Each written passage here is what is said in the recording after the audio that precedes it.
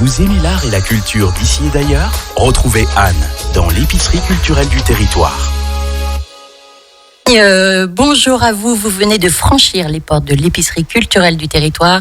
Anne Pia au micro, je suis toujours en présence de Grégory Bucher, Anne de La Fontaine, Gaël Baron et Pierre Pestori. Alors, on va parler écriture, on va parler déjà, je me tourne vers vous, Grégory, j'allais dire Grégor, ça commence bien. Vous êtes, donc comme je l'ai dit précédemment, vous êtes actuellement en résidence au château des Alus à Saint-Pierre-d'Albigny avec un projet d'écriture porté par la FACIM. Alors, est-ce que vous pouvez peut-être mieux nous dévoiler un peu ce projet, voir aussi ce qui m'intéresserait aussi, et ce que je pense intéresserait les auditeurs, c'est de connaître un petit peu comment s'est passée votre rencontre avec Anne de La Fontaine, comment la FACIM a pu aussi aborder Grégory Bucher. Voilà. Alors, je suis en résidence en effet depuis le 13 mars ou 15 mars 2000, pas 1980. Non, depuis 3 mois, voilà, je termine ces 2 dernières semaines de résidence. Cette résidence, donc, c'est 3 mois d'accueil avec une liberté totale quant à ce que je produis ici, c'est-à-dire que ça n'a pas du tout nécessairement à voir avec le territoire savoyard, c'est-à-dire qu'on m'accueille pour simplement m'offrir les conditions idéal pour pouvoir mener à bien l'écriture, là en l'occurrence d'un second roman, sachant que visiblement la FACIM a aimé le premier, donc a voulu m'aider à poursuivre ce chemin. Voilà en gros. Et après, pour ce qui est du projet en lui-même, c'est encore difficile d'en parler parce que moi-même, je ne sais pas vraiment de quoi ça parle encore. J'en suis là, j'ai écrit le premier chapitre plus ou moins pendant ces 3 mois. Et voilà, la situation sanitaire et tout fait que j'étais venu avec un projet qui a un peu bougé. Enfin, j'avais écrit un projet au mois de novembre qui a bougé jusqu'à mon entrée en résidence parce qu'il fallait notamment que je fasse un travail un peu d'enquête anthropologique dans des bibliothèques, et les bibliothèques étant pas nécessairement fermées, mais en tout cas privées d'une grande partie de leur public. Oui. C'était compliqué pour moi de faire ça et d'amener ce matériau documentaire pendant ma résidence. Donc voilà, j'ai dû changer un peu et c'est très bien aussi. Voilà. Anne de La Fontaine, vous voulez réagir aussi par rapport à l'accueil de Grégory au sein de la résidence de la FACIM ? Oui, alors Grégory est le 10e invité de la résidence d'écriture de la Fondation FACIM.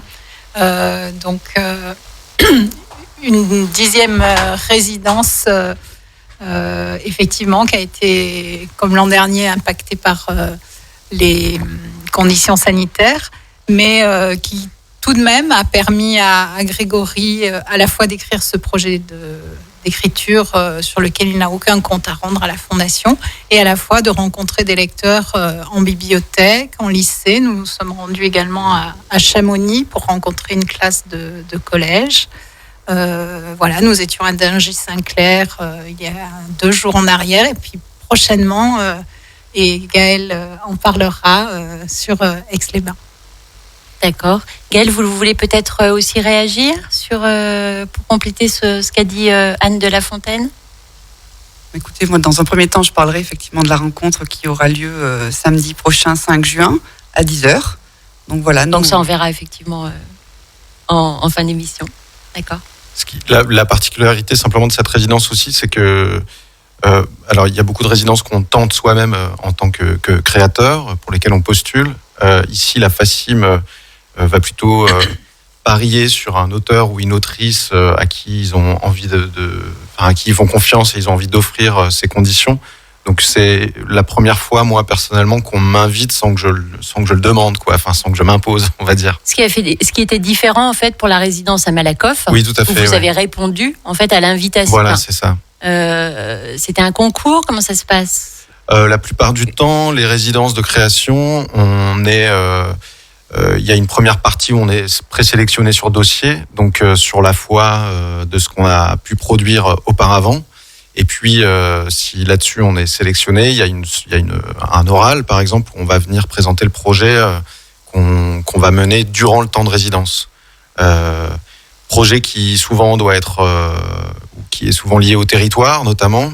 Et là encore, c'est un des grands bonheurs d'être ici en résidence, c'est que on a vraiment carte blanche pour créer ce qu'on veut, et la rencontre avec le territoire se fait pas de façon forcée par le prisme du projet artistique, mais simplement humainement par des rencontres en librairie, etc. Enfin, pas en librairie, en bibliothèque, pardon. Donc voilà.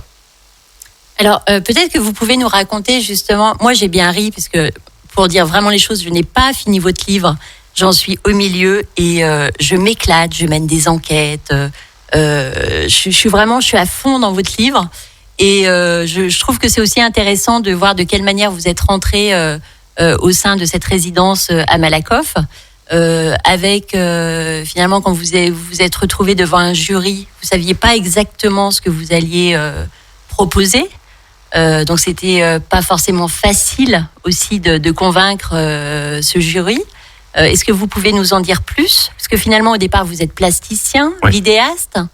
À ce moment-là vous étiez peut-être un peu en crise, d'après ce que j'ai compris. Exactement. Vous pouvez nous raconter tout ce contexte-là qui est quand même très intéressant aussi? Oui, donc Malakoff c'est une sorte de journal de bord fantasmé ou un peu enromancé, je sais pas pour... C'est un néologisme. Non, mais donc c'est le journal de bord de 3 mois de résidence au centre d'art de Malakoff, donc qui s'appelle la Maison des Arts. Bon, pour aller très rapidement, c'est l'enquête. Ça parle de mon rapport onirique, du rapport onirique que j'ai longtemps entretenu avec cette ville. Moi, je viens d'Alsace et j'ai découvert le nom de cette ville, en tout cas Malakoff, vers l'âge de 15-16 ans. Dans un catalogue monographique d'un aquarelliste et pastelliste qui s'appelle Sam Safran, qui a vécu quasiment toute sa vie à Malakoff. Et donc, je découvre cette œuvre qui me fascine et qui allume en moi une petite étincelle qui confirme en tout cas mon envie de devenir artiste plus tard. J'étais à ce moment-là au lycée.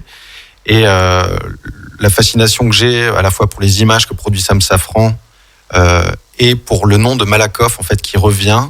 C'est-à-dire, ça crée une sorte de territoire un peu flou, puisque Sam Safran, j'avais beaucoup de mal à trouver une origine à ce nom. Sam Safran, c'est un nom, je ne savais pas trop de quel pays ça vient, et artiste français mais vivant dans une ville qui s'appelle Malakoff. Pour moi qui n'étais jamais allé à Paris, je ne savais pas que c'était en banlieue parisienne. Donc ces deux étrangetés-là ont créé en moi une zone très fertile pour mon imagination. Et des années plus tard, quand je suis en effet devenu artiste et que j'ai compris qu'il y avait une résidence là-bas, j'ai décidé de la tenter pour un peu régler mes comptes avec cette ville, c'est-à-dire voir quelle part de Russie fantasmée elle cachait, et essayer de retrouver Sam Safran pour lui dire un peu comme une groupie, que ces images avaient changé ma vie. Et tout va pas se passer exactement comme ça, voilà. Alors c'est aussi, c'était un clin d'œil du ciel, parce que finalement c'est un de vos amis collectionneur qui vous a mis le pied, j'allais dire à l'étrier ou à l'encrier, je ne sais pas comment on pourrait dire, dans cette résidence. Est-ce que vous pouvez nous parler, parce que j'imagine, après quand on voit le bâtiment, c'est quand même un bâtiment qui est très imposant. On imagine que donc en bas il y a une exposition au moment où vous logez dans cette bâtisse qui semble énorme quand même de l'extérieur. Donc on imagine que vous êtes un petit peu au-dessus dans une pièce. Alors après ça c'est mon imaginaire, mais j'imaginais une petite pièce blanche, et puis dans le fond. Au sous-sol ou même au rez-de-chaussée, ces expositions temporaires. Racontez-nous un peu aussi l'atmosphère. Je sais aussi, à un moment, vous êtes parti, vous êtes allé à l'hôtel parce que c'était peut-être difficile à supporter. J'étais aussi très sensible aussi à cette histoire dans l'expo temporaire du marcheur sans fin dans le tunnel. Ça crée aussi, quand on lit ça, en tout cas quand on découvre ça, on imagine aussi l'importance du lieu et l'impact que ça peut avoir aussi, ne serait-ce sur le créatif, mais sur l'homme. Oui, en résidence, moi c'est quelque chose qui me... Alors déjà, étant donné que je raconte un moment de crise dans mon travail d'artiste, crise d'inspiration, etc. En effet, le personnage ne sait plus trop quoi exposer dans ces lieux, dans ces white cubes, mais il imagine la possibilité de simplement pouvoir les occuper, d'en être un habitant et plus nécessairement un artiste. Et cette question de savoir comment on habite des lieux, c'était un peu mon projet, pour lequel j'étais venu initialement la FACIM, notamment par exemple comment on habite aussi une bibliothèque en tant qu'usager. C'est quel usage on fait des lieux, quel usage détourné parfois. Et en résidence, il s'agit en effet souvent de prendre la dimension d'un lieu, d'apprivoiser un lieu. On a un certain temps pour le faire et l'expérience physique que j'ai vécue, c'était qu'en effet, il y avait 3 étages en comptant le sous-sol dédiés aux expositions dans ce centre d'art et donc un dernier étage dédié à l'administratif avec un studio attenant qui était le mien. Donc je dis dans le roman, j'avais le sentiment d'être un veuf reclus dans un manoir immense où que sa famille aurait quitté comme ça au fil des années et qui se retrouve dans une maison trop grande pour lui, dans des habits trop grands. Donc il est beaucoup question de ça, de comment petit à petit on prend la dimension d'un lieu. Et c'est ce qui m'est arrivé un peu aussi.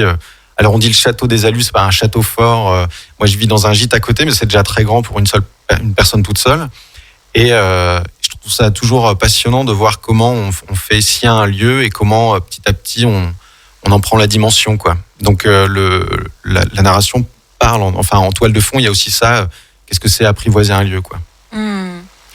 Vous dans votre projet, dans le projet de Malakoff ou dans ce projet-ci, dans le projet de un peu dans tous les projets mais dans Malakoff essentiellement, oui. Dans Malakoff, c'est étant donné que moi j'ai toujours du mal à comment dire, à m'abstraire de quand j'écris, je peux pas faire comme si j'étais un narrateur omniscient, comme si comme ça je parlais. Ma voix, elle vient de quelque part, elle vient d'un corps. Ce corps, il est dans un lieu. Et donc, je peux pas faire abstraction de mon corps au travail, en train de raconter l'histoire ou en train de raconter la fiction. Donc forcément, ce corps, il s'inscrivait dans ce centre d'art et le roman parle, donc en plus de la fiction qui est mise en place autour de Safran, de l'histoire russe de cette ville, parle aussi effectivement beaucoup de mon rapport à l'espace dans ce centre d'art. Alors ça, on le ressent bien. On ressent bien que finalement, c'est une histoire de... Comment dire ? Vous vivez, j'allais dire d'une manière à part entière, le lieu, le héros que vous décrivez, parce que finalement, vous êtes le propre narrateur, mais finalement, vous allez en faire une personne en dehors de vous, que vous allez d'ailleurs nommer Grégor, ce fameux Y qui va disparaître et qui va être un peu soit une béquille pour vous aider, pour être une reconnaissance aussi dans la rue auprès du public. Il va y avoir différentes fonctions aussi dans tout ça. Il y a beaucoup de symboles, il y a beaucoup d'images, il y a beaucoup on peut imaginer aussi beaucoup de choses. On ne sait jamais en fait à quel moment où se situe la fiction ou à quel moment on est dans la réalité. On peut même s'inquiéter parfois pour votre santé mentale. On se dit, est-ce que Sam Safran existait ? Je vais quand même aller sur Google vérifier, parce que moi personnellement je ne connaissais pas. Je l'ai découvert, j'ai beaucoup aimé. En tout cas, j'aime beaucoup ce qu'il fait. J'ai pas fini de découvrir. Finalement, je continue aussi à découvrir des choses au fil de la lecture, et je pense que si c'est mon expérience, c'est aussi l'expérience d'autres. Et visiblement ça l'est, d'après ce que disait Gaël Baron, responsable de la bibliothèque ici. Vous voulez Oui, c'est vrai que moi j'ai fait un petit peu, en lisant le livre de Grégory, la même expérience que vous, c'est-à-dire j'avoue que j'ai pris le livre au départ, j'étais pas sûre que ça allait me plaire, voilà. Et puis en fait je suis rentrée dedans, comme vous le disiez tout à l'heure, l'humour, on se demande où on va, on suit les péripéties page après page et puis mois après mois, puisque ça c'est un journal de bord. Et moi je me suis laissée complètement happer, effectivement. Et c'est le cas de pas mal des lecteurs qui nous ont fait un retour, des collègues aussi. Voilà, je pense que c'est une expérience assez partagée. Alors Pierre, je sais que vous ne l'avez pas lu, je crois pas encore, le livre Malakoff. Non, je l'ai, mais je l'ai pas encore lu, non. J'attendais de rencontrer Grégory avant.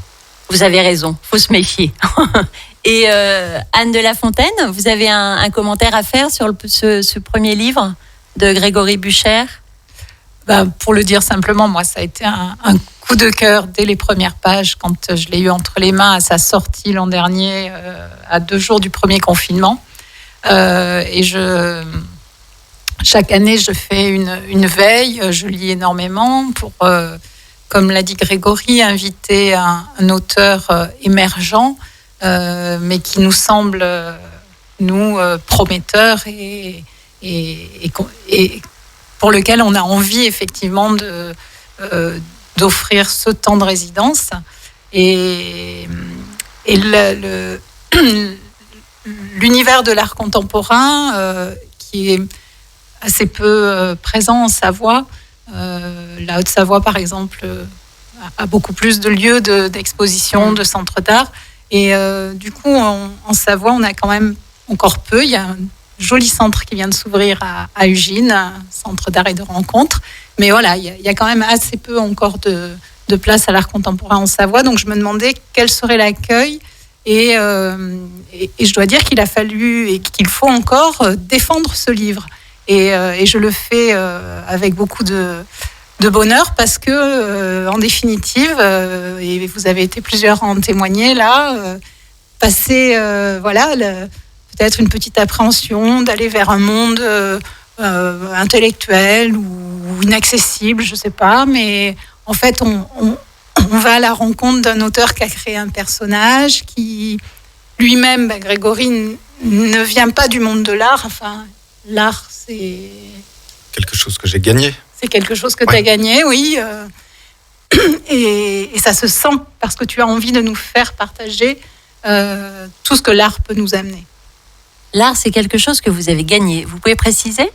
C'est tout simple, c'est-à-dire que je viens, mais comme plein de gens, d'un milieu qui me prédestinait pas socialement à rencontrer ça, ni d'une géographie qui ne m'a pas facilité l'accès au musée. Donc voilà, c'est quelque chose qui n'allait pas de soi pour moi et qui va toujours pas de soi d'ailleurs. Je trouve que ça reste une activité un peu étrange, quoi, dans la marche du monde, de s'enfermer pour écrire des histoires, pour imaginer des agencements d'objets, pour produire des images. Voilà, c'est quelque chose qui, on l'a vécu ces derniers temps. Qu'est-ce qui était essentiel, qu'est-ce qui ne l'était pas. C'est des choses, des questions qu'on se pose forcément, quoi. Donc oui, c'est quelque chose qui se gagne et qui est fragile et qui est, comment dire, même moi, quand vous dites à auteur, plasticien, même pour moi, c'est une identité un peu floue, quoi. C'est quand je suis au travail, effectivement, je me sens artiste ou quoi que ce soit, mais c'est le soufflet retombe très vite, quoi, si je m'arrête de bosser. Voilà, donc c'est quelque chose qui se gagne, ouais.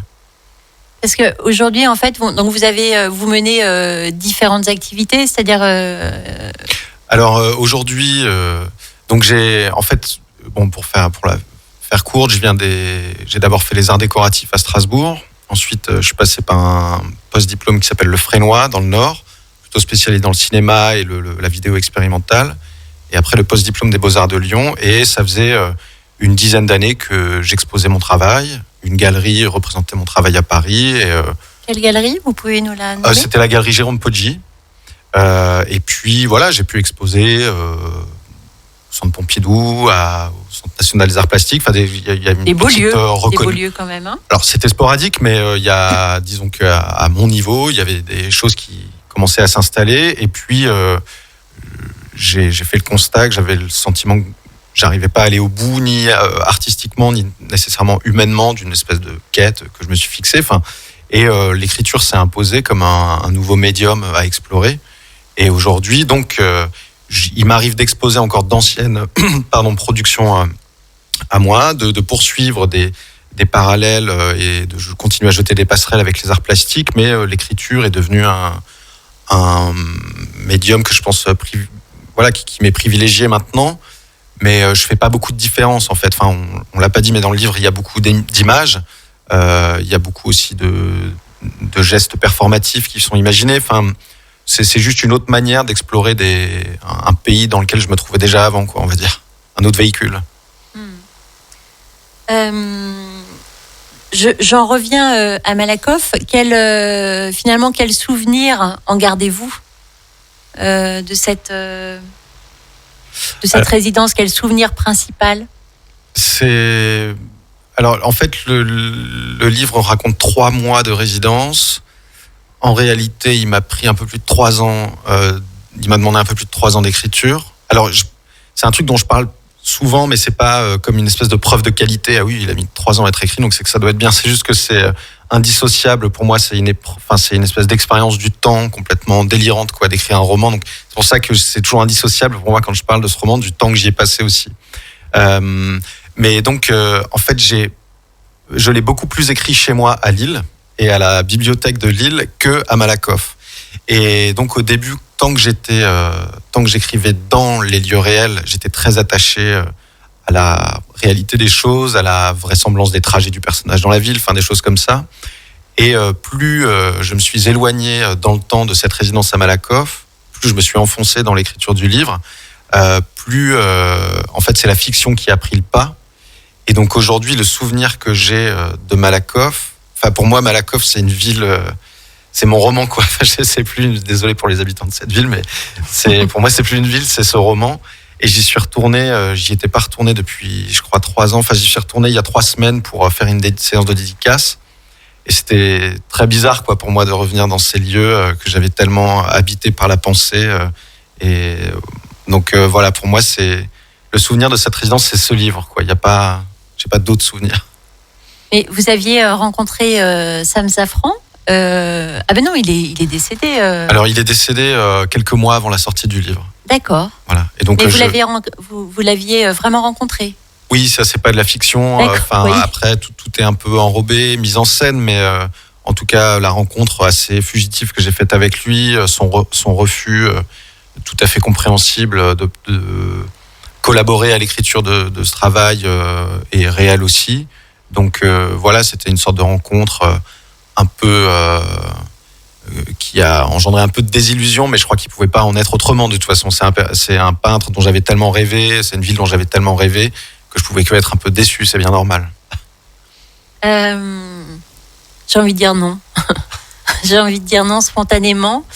Je trouve que, enfin, en tout cas, votre aventure, l'aventure, parce que c'est une vraie aventure finalement que vous avez vécue à Malakoff, porte tellement et nous apporte tellement dans ce livre, parce qu'elle, finalement, votre aventure, bien au-delà de Sam Safran, nous fait vivre à nous, lecteurs, en fait, une véritable aventure. Et je trouve que ça, c'est une réussite qui est incroyable. Il y a peu de livres, il y a peu de romans qui sont capables de faire ça aujourd'hui. Moi, je suis sans vous flatter. C'est vraiment, j'ai été estomaquée, en tout cas, par cette aventure que je vis à travers votre journal, en fait. Oui, enfin après, je pense que Sam Safran, merci. Et puis, mais oui, je pense que Sam Safran, c'est évidemment un prétexte, quoi. Enfin, je pense que la quête du personnage, on peut s'y retrouver, dans une sorte de, comme ça, besoin d'absolu ou de recherche de beauté, ou je sais pas. Enfin, donc, l'idée aussi était de montrer que, oui, Safran était un peu un prétexte on cherche autre chose, quoi, à travers lui. Le personnage cherche aussi une filiation, son père. Enfin, il y a donc Safran, c'est juste un des multiples écrans que le personnage va traverser comme ça. Donc, tant mieux si les lecteurs peuvent sentir ça, qu'au travers de cette quête, ils se jouent quelque chose d'autre et qui les concerne peut-être aussi eux-mêmes, quoi. Alors, comme j'ai envie de rêver, j'ai envie de vous demander, est-ce qu'il y a quelque part à Malakoff une trace tangible de votre fiction, de votre roman Malakoff? J'aimerais pouvoir aller me balader à Malakoff et soit me retrouver devant la bibliothèque de Sam Safran et de voir gravé. Qu'est-ce que vous aviez modifié devant la sonnette de chez Sam Safran. Voilà, alors j'aimerais, en tout cas, je me prête au jeu. S'il y a une trace, je veux bien aller à la recherche de cette trace et en faire un cliché.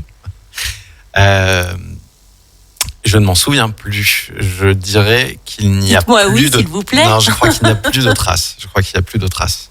Bon, Navré de vous décevoir. Non, vous ne me décevez pas. Alors, pour finir sur Malakoff, je reviens aussi à Grégor, donc le héros de votre livre. Qu'est-ce que Grégor dirait de vous et quel souvenir vous avez de Grégor, pardon, et qu'est-ce qui vous a appris ce Grégor? Oui, donc en effet, dans le livre, le narrateur que je suis, Grégory, décide d'enlever le Y de son prénom pour devenir une sorte de héros de roman russe, Grégor, comme Grégor Samsa dans la Métamorphose de Kafka. Grégor est beaucoup plus, comment on dirait, il ose. Ouais, il ose beaucoup plus de choses que moi dans la vie. Il est beaucoup plus ingérable que moi. Donc je pense que je dois le décevoir un peu, quoi. Oh. Je pense qu'il est, ouais, il a moins de barrières. Alors quel conseil il vous donnerait? Ça serait de l'ordre justement d'oser plus? Ah bah là, pour la résidence à la FACIM, je pense qu'il m'aurait donné comme conseil de ne pas écrire un roman, mais vu qu'on m'a fait venir pour ça, mais plutôt de faire, je ne sais pas, du land art ou quelque chose comme ça, enfin de pas trop suivre les règles, quoi, de pas être trop bon élève. Mm-hmm. Et est-ce que c'est quelque chose aussi qui est envisageable, c'est-à-dire de refaire, de donner une certaine... je vais y arriver. Votre art en fait que vous exerciez avant l'écriture, est-ce que justement le fait d'avoir cet élan créatif, dans l'écriture, est-ce que ça peut relancer, redynamiser aussi l'ensemble de votre art et via aussi un roman ou quelque chose de plus expérimental qui peut se lire par la vidéo, je sais pas. Oui. La production, le texte va de toute façon continuer à être serti d'images que j'ai envie de fabriquer, de choses comme ça. Après, en fait, c'est ce que je dis toujours là depuis qu'on m'invite à parler du livre, c'est que pour moi, il y a, en fait, si vous prenez un centre d'art, c'est un volume blanc qu'il faut habiter, quoi, et sur lequel il faut accrocher des choses. Voilà. Et un livre, c'est un volume blanc aussi. Qu'il faut habiter aussi, dans lequel il faut aussi faire naître des images. Donc je vois, pour moi, ça reste une production de plasticien quand j'écris. Et finalement, les arts plastiques, c'est moins que des histoires des affaires de médium. C'est ce qu'on nous apprend aux Beaux-Arts aujourd'hui, c'est une agilité du regard, quoi, je dirais. Et je pense que d'ailleurs, c'est ce que nous avons essayé de faire à l'atelier d'écriture également. C'est pas nécessairement de s'attacher à un médium, mais de leur proposer ou de leur soumettre une façon de poser son regard sur le monde, quoi. Très bien. Alors, on va marquer une courte pause musicale. Une musique d'ailleurs que vous avez choisie. Paul Simon, Run That Body Down. Est-ce que ça a un sens particulier dans votre vie, dans votre création?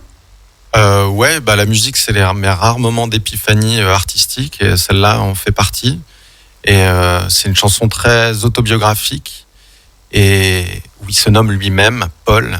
Sa femme lui parle, elle lui dit « Paul, qu'est-ce qui va pas ?» Et son médecin lui dit « Paul, je crois que je ne sais pas combien de temps tu vas arriver à traîner cette carcasse. » Je crois que ça parle d'une dépression, quelque chose comme ça. Enfin, je me suis totalement reconnu dans ce personnage.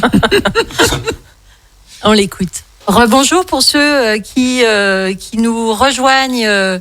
Actuellement, nous sommes dans le studio de Radio Grand Lac, dans l'épicerie culturelle du territoire, avec Grégory Bucher, artiste, écrivain en résidence d'écriture à Saint-Pierre-d'Albigny, Anne de La Fontaine, coordinatrice de la vie littéraire de la FACIM, Gaël Baron, responsable de la bibliothèque Lamartine à Aix-les-Bains, et enfin Pierre Pestoury, journaliste à l'Essor Savoyard, qui a participé à l'atelier d'écriture à la bibliothèque animé par Grégory Bucher. Alors, on a vu toute cette première partie, on a discuté de ton livre, Malakoff, Grégory. Aujourd'hui, donc comme on l'a déjà dit, tu es en résidence d'écriture sur ce projet avec la FACIM au château des Alus. Et j'ai envie de te dire, comme on parlait des lieux tout à l'heure, de l'importance des lieux, est-ce que ce lieu t'inspire, dirige ta création d'une certaine manière?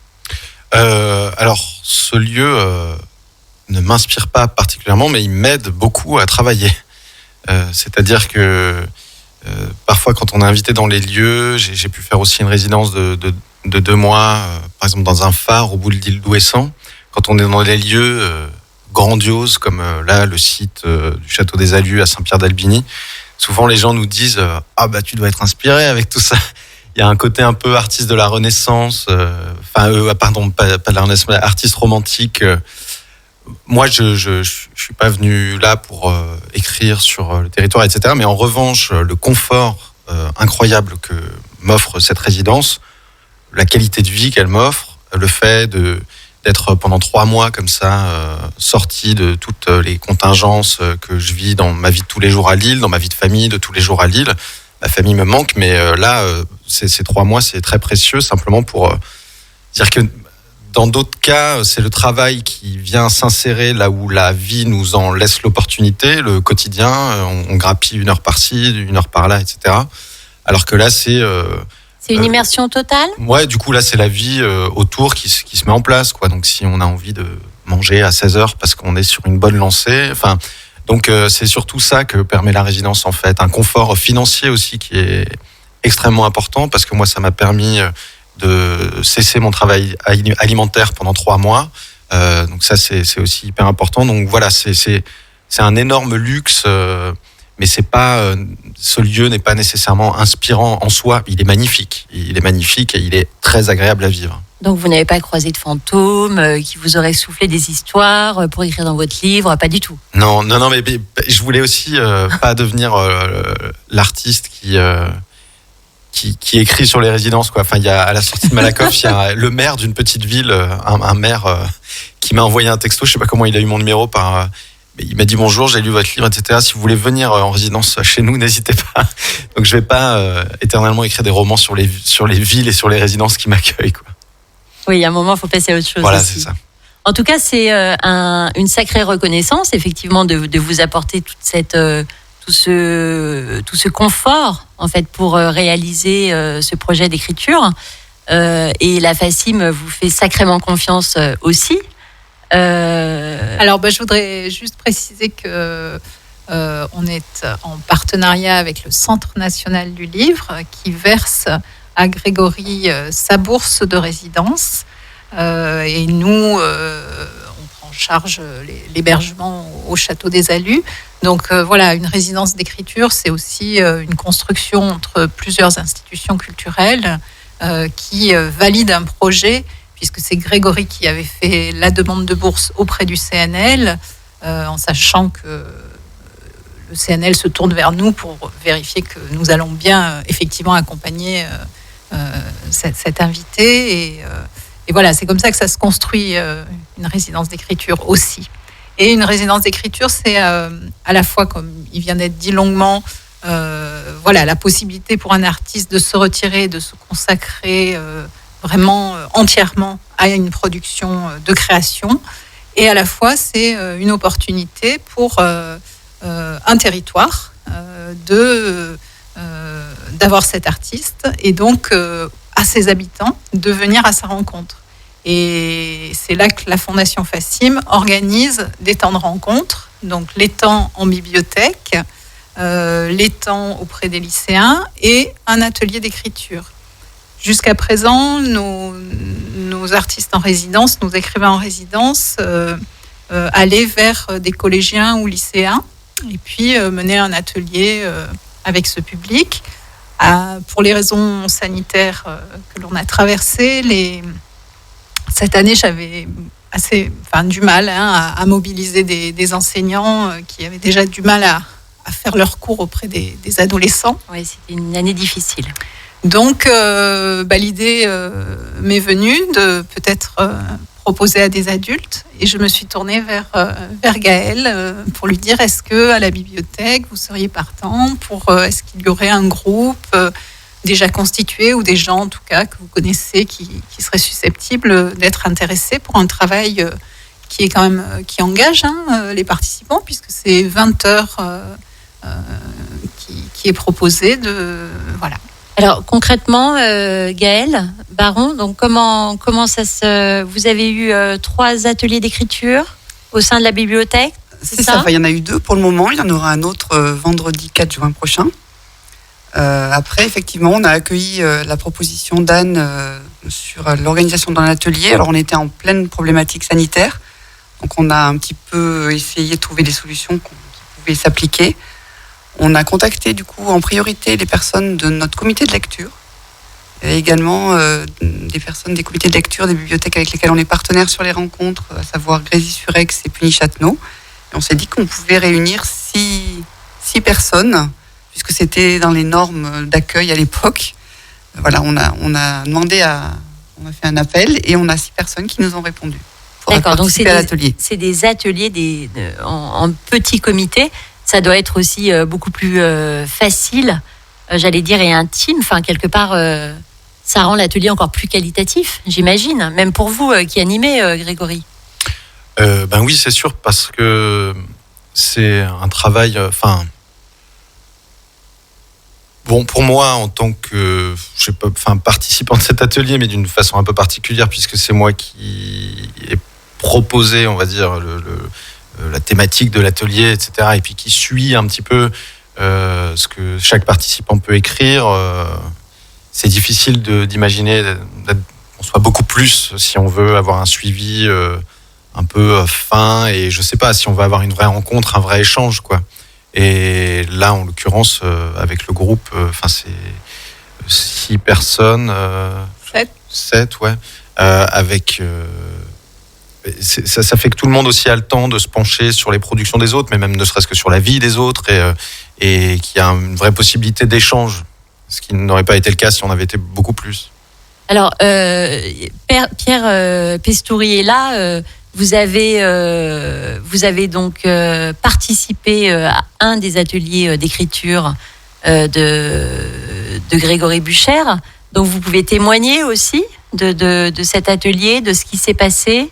Alors peut-être rappeler aussi la thématique, le thème. C'était un thème que vous avez défini. Vous, Grégory, comment ça s'est passé ? Ouais, c'était carte blanche de la part de la Fondation et de la bibliothèque. Enfin, il a fallu produire une petite note d'intention pour qu'on se mette d'accord, mais... et moi, je me sentais pas du tout... j'ai déjà du mal à écrire mes propres œuvres, on va dire. Je me voyais pas apprendre quoi que ce soit. D'ailleurs, il y a une prof de français à la retraite, il y a une institutrice à la retraite, donc je vais pas corriger la grammaire ou les choses comme ça. C'était plutôt l'idée d'imaginer un contexte propice à la création. Qui soit suffisamment large pour que chacun y trouve son compte, et suffisamment précis pour qu'on démarre assez rapidement sur quelque chose, voilà, qu'on flotte pas comme ça, qu'on perde pas une journée, étant donné qu'on n'a que 3 jours. Donc là, l'idée était de leur proposer aux participants, qui sont tous d'Aix-les-Bains ou communes adjacentes, de choisir que chaque personne choisisse un lieu qui à la fois leur était familier, mais qui leur inspirait une forme d'étrangeté. Alors moi, j'ai sous les yeux, je cite, je lis, chacun dans sa ville possède un lieu qui hante sa géographie intime. Donc ça mériterait aussi quelques explications. La toiture saillante d'un hôtel particulier, une fenêtre éclairée tard dans la nuit, un coin de rue qui nous émeut sans que l'on comprenne bien pourquoi, une maison que l'on n'habite plus, un nom exotique sur une plaque commémorative. Chacun possède en soi ce lieu réel et fantasmé qui, lorsqu'on passe devant, fait ralentir le pas ou lever la tête et nous offre quelques secondes de transport vers un autre espace, un autre temps. Donc ça, c'était le thème, Pierre Pestouri ? Tout à fait, oui. C'était même assez étrange parce que, pour ma part, j'imaginais très mal qu'on puisse s'attacher à ce point-là à un lieu. Et alors, première chose que Grégory a réveillé chez moi, c'est je me sentais attaché à un lieu finalement, parce que c'était devenu, quand j'avais lu le thème, j'ai dit mais c'est une évidence, c'est tel lieu qui prévaut par rapport aux autres. Et puis ce que j'ai trouvé qui était formidable dans cet atelier, c'était la façon que Grégory nous attachait de façon sensible aux choses et aux êtres. Grégory est quelqu'un de profondément humain, on a pu l'apercevoir, et cette humanité, il l'a transmet quand on est face à quelque chose, il se passe une émotion, il se passe quelque chose, c'est vraiment réel, c'est vraiment palpable. Ce qu'on ne fait pas, puisque je travaille dans la presse écrite, ce qu'on ne fait pas du tout dans la presse écrite quand on écrit. On écrit plutôt vite, plutôt rapidement, alors que là, on cherche vraiment tout ce qui nous sensibilise, qui nous fait du bien ou qui nous fait du mal, peu importe, mais tout ce qui nous attache profondément à cette chose. Alors, ce lieu, par exemple, que vous avez découvert, est-ce que c'est une prise de conscience pour vous ? C'est-à-dire, vous vous êtes dit à ce moment-là, ah tiens, effectivement, c'est un lieu marquant pour moi et ça vous a donné des clés de lecture pour lire votre psyché ou pour mieux vous comprendre ? On n'ira pas jusque-là, mais disons que ce lieu est tombé comme une évidence.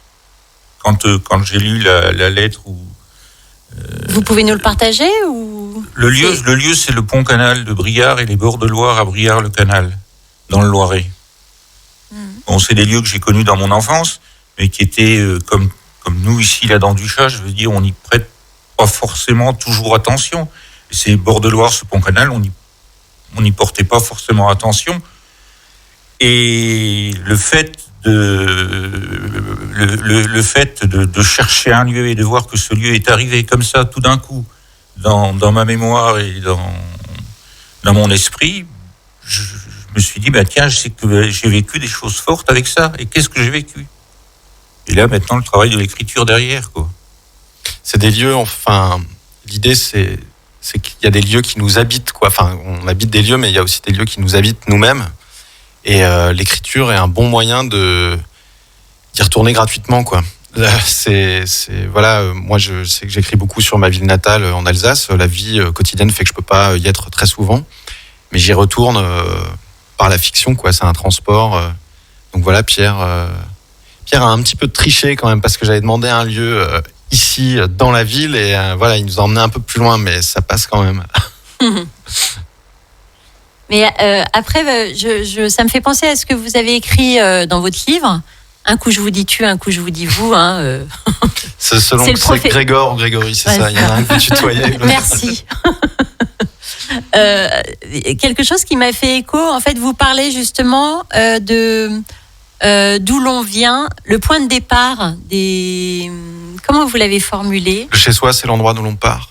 Ouais, c'est ça. C'est de T.S. Eliot, c'est pas de moi, mais effectivement, c'est cité dans le livre, oui. Et en fait, ça m'a fait vachement écho parce que je me suis dit, tiens, quels sont mes points de départ ? C'est-à-dire, j'essayais, du coup, à la lecture de ce livre, de vivre cet exercice-là en réfléchissant, alors, soit à des lieux, effectivement, soit ces lieux qui peuvent être aussi finalement un souvenir à un moment donné qu'on a gravé dans un endroit, parce que finalement, le lieu, c'est souvent un souvenir qu'on fixe.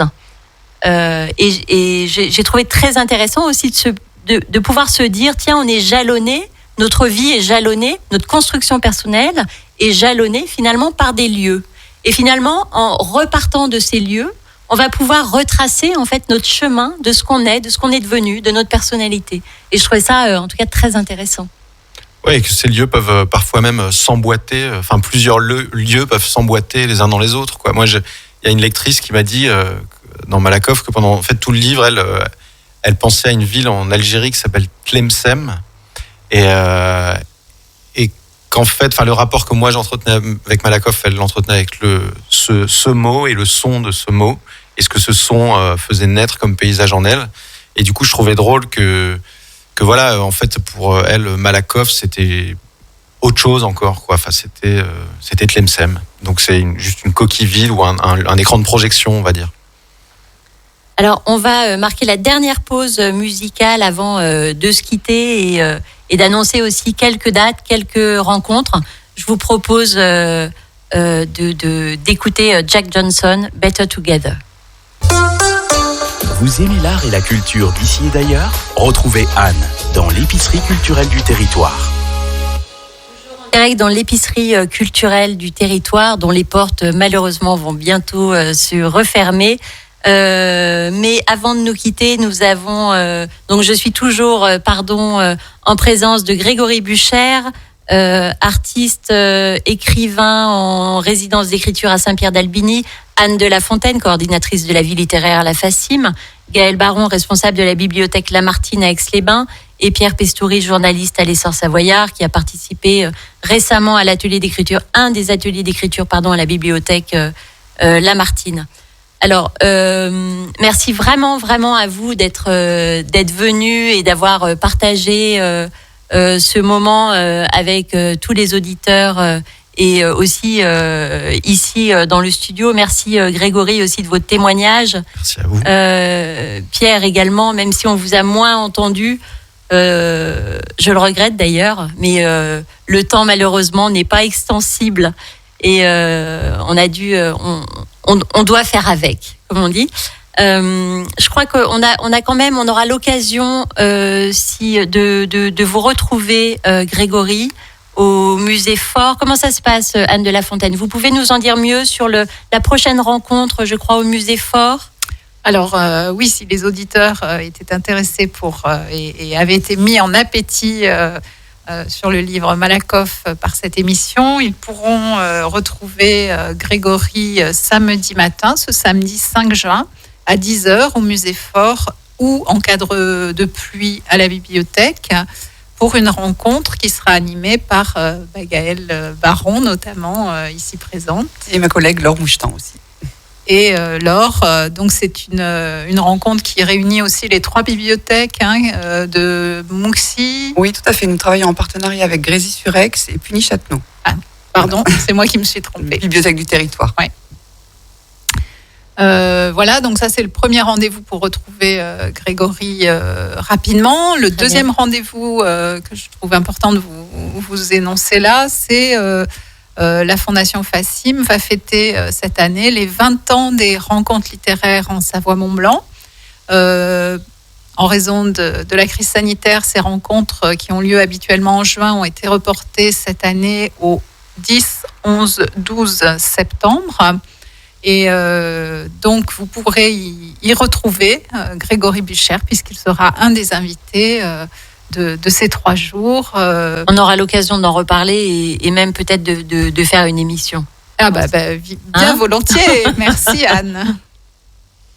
Je crois aussi, Gaëlle, que vous allez accueillir une exposition également. Une exposition. J'en profite. Voilà, la bibliothèque accueille une exposition du photographe Marc Chambre à partir du 22 juin jusqu'au 2 juillet. Donc c'est encore une histoire de paysage, puisque Marc Chambre, dans cette exposition, en fait, photographie l'impact de l'homme, la transformation de l'homme sur les paysages, là au travers des champs, dans le milieu agricole. Donc, alors là, ça s'inverse. On a l'impact du lieu sur l'homme, et là maintenant, dans un deuxième temps, nous avons à l'inverse l'impact de l'homme sur les paysages. Voilà, tout à fait. C'est intéressant. Un grand merci à vous tous. Il est temps de nous quitter.